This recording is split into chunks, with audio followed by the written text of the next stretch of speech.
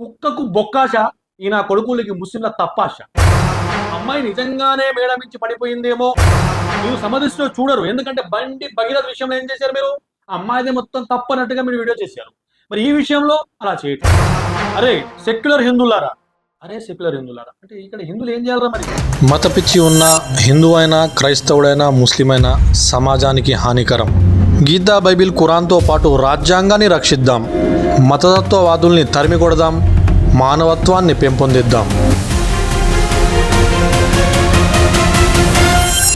ఖమ్మంలో ఏదైతే 12 ఏళ్ల బాలికపై అత్యాచారం జరిగిందో ఇది చాలా బాధాకరం, దురదృష్టకరం కూడా. ఒక వ్యక్తి ఆ 12 ఏళ్ల బాలికను అపార్ట్మెంట్ పైకి తీసుకువెళ్ళి అత్యాచారం చేసి తనకు మేలుక రాగానే ప్రజలకు చెప్తుందేమోనన్న భయంతో ఆ పాపను తన చేతుల్లో ఎత్తుకొని అపార్ట్మెంట్ నుంచి కింద పడేసి చంపే ప్రయత్నం చేశాడు. అంటే ఇంత దుర్మార్గమా? ఇలాంటి పని ఒక మనిషి చేయగలడా? అంటే వాడు మనిషి కాదు, నరరూప రాక్షసుడు. వాడు గౌష్ పాషా కాదు, గలీజ్ పాషా అని చెప్పుకోవాలి.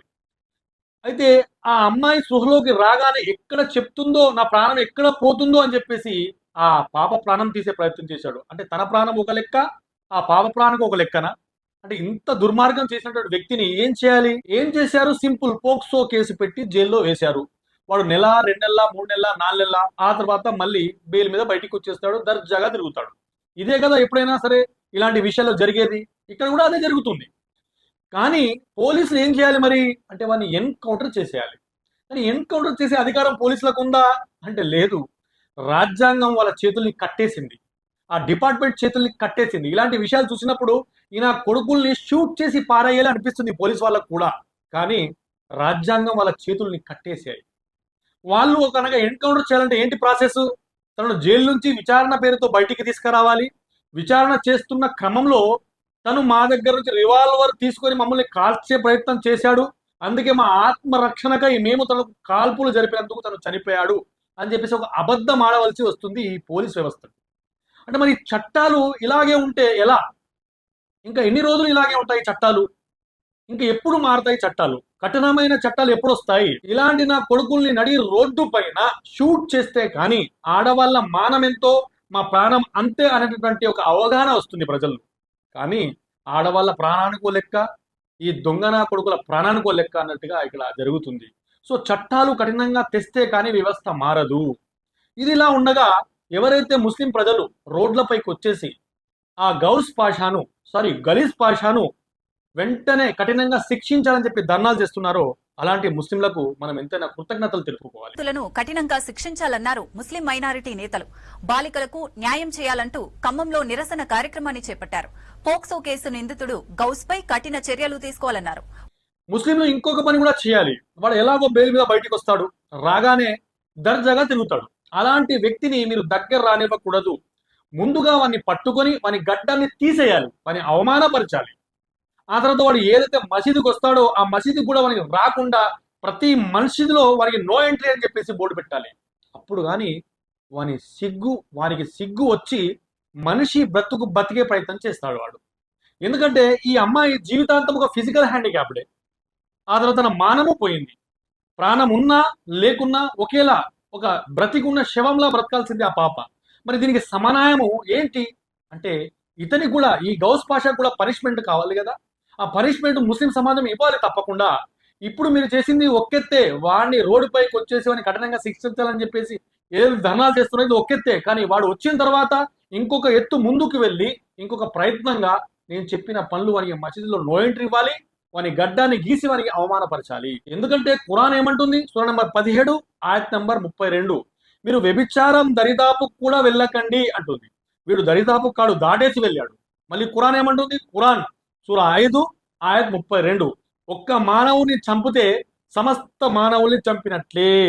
మరి వీడు ఒక బాలికను చంపే ప్రయత్నం చేశాడు. దేవుని దయ వల్ల ఆ బాలిక బ్రతికింది.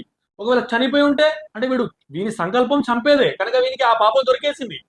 ఒక మనిషిని చంపితే సమస్త మానవులను చంపినటువంటి పాపాన్ని ఇస్తా అని చెప్పేసి సృష్టికర్తను ఖురాన్లో చెప్తుంటే ఈ గాడిది కొడుకు ఇలాంటి పనులు చేసుకుంటూ పోయి ఇలాంటి వ్యవహారం చేసినప్పుడు వీనికి పనిష్మెంట్ ఉండాలా వద్దా? వీనికి తప్పకుండా పనిష్మెంట్ ఉండాలి. కాబట్టి వీనికి పనిష్మెంట్ ఇచ్చేటువంటి బాధ్యత ముస్లిం సమాజం తీసుకోవాలి. వీడు వచ్చిన తర్వాత వీనితో ఇలాంటి వ్యవహారం జరపాలి.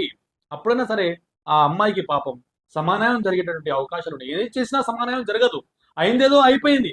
జరిగిన నష్టం మొత్తం జరిగేసింది. కానీ మన ప్రయత్నంగా ఇలాంటి పనులన్నా చేయాలి. ఇక మతోన్మాదుల విషయానికి వస్తే ఆకుల శ్రీవాణి గారు ఒక 10-15 మంది ఆకుల శ్రీవాణి అట లేడీస్ సింగం అట ఈమె లేడీస్ సింగం అట.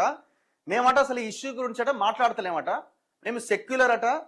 అవతల వాడు ముస్లిం కాబట్టి గౌస్ పాషా అనేటోడు ఫోటోలు తీసుకొని సెక్యులర్స్ యొక్క మీడియా ఛానల్ వాళ్ళ యొక్క ఫోటోలు తీసుకొని థంబ్నెయిల్ పెట్టి నోటిపై ఇలా ఏలేసి ఎందుకు ఇప్పుడు మీరు కాముగా ఉన్నారు, ఎందుకు మాట్లాడట్లేదు అని చెప్పేసి క్వశ్చన్ చేస్తూ మత విద్వేషాలు రేపుతూ అబద్ధపు మాటలు ప్రచారం చేస్తున్నారు మన ఆకుల శ్రీవాణి గారు. ఈ సమయంలో కూడా, ఈ సందర్భంలో కూడా ఒకవైపు తన తల్లిదండ్రులు బాధలో ఉన్నారు, ఆ అమ్మాయికి ఇలా జరిగింది, మరి కఠినమైన చట్టాలు మనం ఎలా తెచ్చుకోవాలి, సమాజాన్ని ఎలా ఉద్ధరించాలి, ఇదొద్దు, రాజకీయ లబ్ధే కావాలి. ఈ ఆకుల శ్రీవాణి చనేపోదు, ఎప్పుడు ఈ భూమిపై బ్రతకడానికి వచ్చినట్టుగా ప్రచారం చేసుకుంటూ అబద్ధ మాటలు మాట్లాడుకుంటూ బ్రతుకుతుంది. ఇప్పుడు కూడా రాజకీయ లబ్ధి కావాలా మీకు ఆకుల శ్రీవాణి గారు? ఇప్పుడు కూడా రాజకీయ లబ్ధి మీరు అడుగుతున్నారంటే ఇంకా మిమ్మల్ని ఏమనాలో నాకు అర్థం కావట్లేదు. తొలివెలుగు రఘు గారు వాళ్ళ ఖమ్మంకి వెళ్ళి వాళ్ళ నాన్నతో, అమ్మాయి వాళ్ళ నాన్నతో మాట్లాడారు, వాళ్ళ మామగారితో మాట్లాడారు, ఇటు నిమ్స్ హాస్పిటల్కి వచ్చేసి అక్కడ మొత్తం మీడియాను కవర్ చేశారు, అన్ని వాళ్ళ ఛానల్లో వేశారు. కాకపోతే న్యూస్ కొంచెం లేటుగా వచ్చింది. ఎందుకు? దీని కారణం ఏంటంటే అమ్మాయి నిజంగానే మేడ నుంచి పడిపోయిందేమో, అపార్ట్మెంట్ నుంచి పడిపోయిందేమో అని తల్లిదండ్రులు కూడా భావించారు. అమ్మాయికి స్పృహ వచ్చిన తర్వాత చెప్తే గానీ ఎవరికి తెలియదు, అప్పుడు వెళ్ళి కంప్లైంట్ చేయడం జరిగింది. అప్పుడు బయటికి విషయం వచ్చింది, అప్పుడు అందరూ వెళ్ళారు. మరి మీరు కూడా అప్పుడు వెళ్ళారు కదా, మీరు 4 గంటల రాత్రికి గెలిచి వెళ్ళలే కదా. తొలివెలుగు రఘుకి ఏమన్నా కలబడుతుందా, అని కూడా దివదృష్టి ఉందా ఇవన్నీ జరుగుతాయని చెప్పేసి? న్యూస్ బయటికి వస్తేనే ఎవరైనా వెళ్తారు. ఇది కూడా లేకుండా మీరు ఏం చేస్తున్నారని చెప్పేసి మీలాగా డబుల్ స్టాండర్డ్ గేమ్ ఆడేవాళ్ళు కాదు వీళ్ళు సెక్యులర్స్. ఎవరైతే మీరు పేర్లు తీసుకొని తమిళలో పెట్టారో వీళ్ళు మీలాగా డబుల్ గేమ్స్ ఆడేవాళ్ళు కాదు, వీళ్ళు మతోన్మాదులు కాదు, వీళ్ళు సెక్యులర్స్. వీళ్ళు భగవద్గీత ప్రకారంగా నడుస్తారు. ఏమండి భగవద్గీతలో? అందరినీ సమదృష్టితో చూసేవాడే జ్ఞాని అని ఉంది. వీళ్ళు జ్ఞానులు, మీరు సమదృష్టిలో చూడరు. ఎందుకంటే బండి భగీరథ విషయంలో ఏం చేశారు మీరు? అమ్మాయిదే మొత్తం తప్పు అన్నట్టుగా మీరు వీడియో చేశారు. మరి ఈ విషయంలో అలా చేయట్లేదు. అంటే ఈ విషయంలో అయినా సరే ఆ విషయంలో దొంగలు దొంగలే, పాపాత్ములు పాపాత్ములే.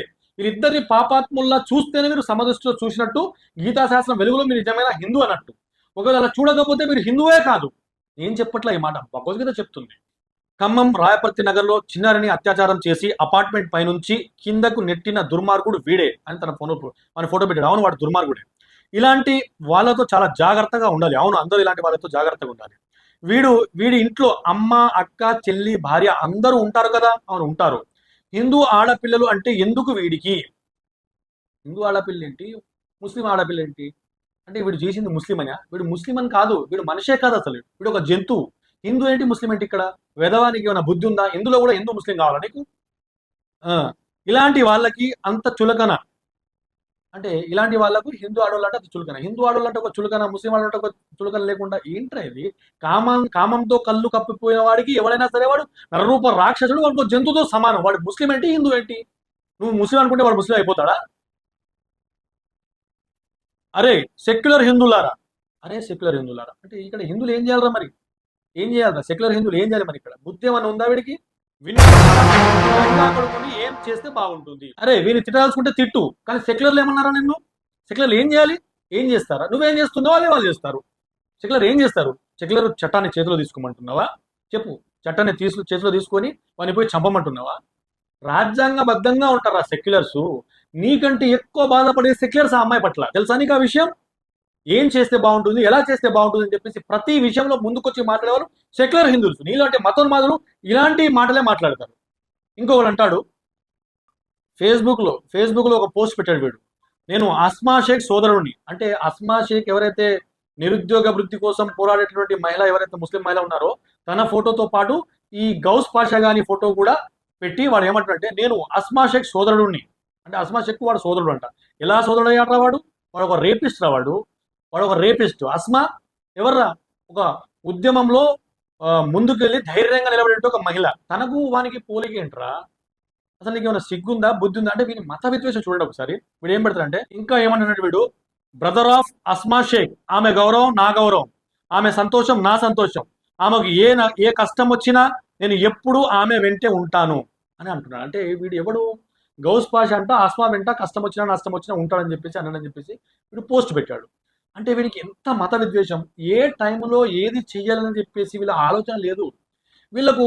నేను ఒక మాట చెప్తానండి, ఇది అనాలో వద్దో కూడా నాకు తెలియదు, కానీ ఎప్పుడెప్పుడు ముస్లింలు ఇలాంటి రేపులు, మర్డర్లు, టెర్రరిస్ట్ అటాకులు చేస్తారా అని ఎదురు చూస్తుంటారేమో వీళ్ళు మతోన్మాదులు. వీళ్ళు చేయాలని ఆశిస్తారేమో వీళ్ళు. ఇలా జరుగుతుంది సమాజం. ఏంట్రా ఇది? ఆ అస్మాకు ఈ రేపిస్ట్కి ఏమైనా సంబంధం ఉందా చెప్పు? ఇంకా ఇన్ని రోజులు ఇలా చేసుకుంటూ పోతారు. ముస్లింలపై విద్వేషం ఎందుకురా ఇంత? వీడు ఒక ముస్లిం అని చెప్పేసి నువ్వు అనుకుంటున్నావు, ముస్లిం అనుకోని నేను అనుకోవట్లేదు, ఎవడు అనుకోడు. వీడు ముస్లిమే కాదు, ఎందుకంటే ఎవడైతే ఖురాన్కు విరుద్ధంగా నడుస్తాడో వాడు ముస్లిం కాదు, ఎవడైతే వేదాలకు విరుద్ధంగా నడుస్తాడో వాడు హిందువే కాదు, ఎవడైతే బైబిల్కు విరుద్ధంగా నడుస్తాడో వాడు క్రైస్తవుడే కాదురా. ఇదిరా నిజాయితీ అంటే. ఇలాంటి పోస్టులు పెట్టి ఎవరిని మీరు ఏం చేయాలనుకుంటున్నారు? ఇది కాదు కదా పద్ధతి. మీకు అంతలా చేయాలనిపిస్తే అమ్మాయి దగ్గరికి వెళ్ళండి, వెళ్ళి ఆర్థిక సహాయం చేయండి, వాళ్ళ అమ్మ నాన్నకు కాస్త బలాన్ని ఇవ్వండి, ధైర్యాన్ని ఇవ్వండి, మేము ఉన్నామని చెప్పేసి హామీ ఇవ్వండి. ఈ కఠినమైన చట్టాలు ఎలా తేవాలో దాని గురించి ఆలోచించండి. ఈ ఆలోచన మొత్తం ఇటు పెట్టకండి, ఎనర్జీ వేస్ట్ చేయకండి, అటు పెట్టండి, ఎనర్జీ అటు యూజ్ చేయండి. కనుక మిత్రులారా, వాడిని కఠినంగా శిక్షించాలా లేక ఎన్కౌంటర్ చేయాలనే దానికి మీరు సమాధానం కామెంట్లో చెప్పండి. మళ్ళీ మరొక వీడియోలో కలుద్దాం. అంతవరకు జై హింద్.